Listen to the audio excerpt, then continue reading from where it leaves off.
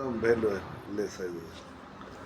Valueless, বাসি ফুলের কোনো মূল্যই নাই না? না, আহা, ফুল সুন্দর, ফুল ছড়ায় সৌরভ, ফুলের মতো হয়ে মানুষের উঠুক মানুষের যৌবনে জীবন। আল্লাহ শুকিয়ে নিঃস্ব হয়ে যায়, কোনো মূল্য থাকে।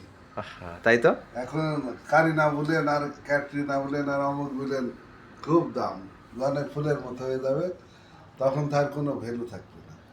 তার মানে আপনি বলতে চাচ্ছেন যে ফুল যেমন শুকায়, মানুষের জীবন যৌবন সব শুকায়। হ্যাঁ, সব শুকিয়ে যায়। আহা, তাহলে মানুষ এই যৌবনের জন্য, জীবনের জন্য, যুবক যখন থাকে কেন তখন মানুষের, কবি তো বলছে যে যৌবনকে বয়সের ফ্রেমে বেঁধে রাখা যায় না, কবি বলছে। কবি বলছে যৌবনকে বয়সের ফ্রেমে বেঁধে রাখা যাবে না। না। তার মানে যৌবন বয়সের ফ্রেমে বেঁধে কখনো সম্ভব না, না। কারণ বয়স চলতে চলতে যৌবন শেষ হয়ে যায়। যৌবন শেষ। আহা, ধন্যবাদ আপনাকে, সুন্দর কথা আছেন, বলেছেন। আমার বা 70 যৌবন বেঁধেই রাখবো পারবেন না। পারবেন না, কারণ এগুলো হচ্ছে ক্ষণস্থায়ী। ক্ষণস্থায়ী।